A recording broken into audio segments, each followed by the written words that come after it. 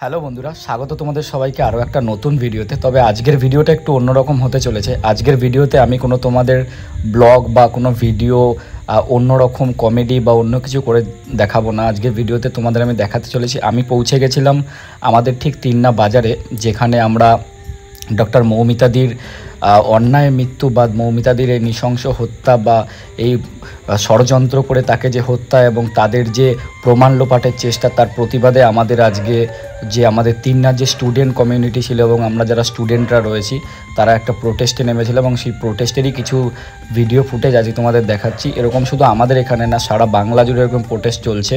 তো তারই কিছু ভিডিও আজকে তোমাদের সামনে আমি তুলে ধরতে চলেছি। তো চলো দেখতে থাকো।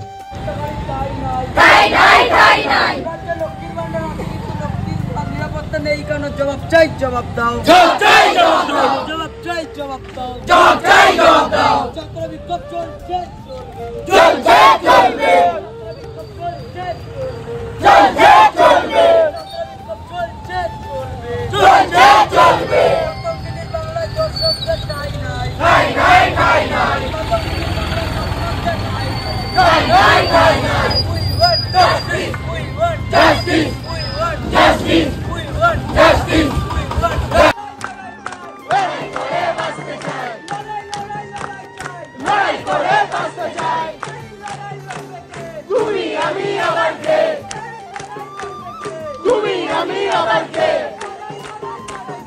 লড়াই করে বাঁচতে চাই, লড়াই করে বাঁচতে চাই। তুমি আমি আবার কে, তুমি আমি আবার কে।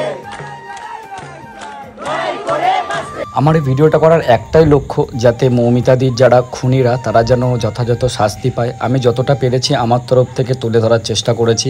আমি একজন ছোট ক্রিয়েটার হয়ে আমার যতটা সম্ভব আমি ততটা আমার ভিডিওর মধ্যে থেকে তুলে ধরলাম।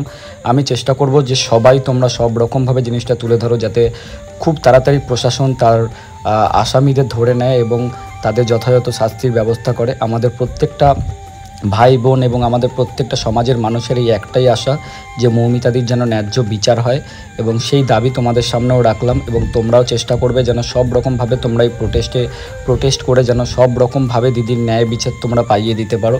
সেটাই আমাদের একমাত্র লক্ষ্য থাকবে।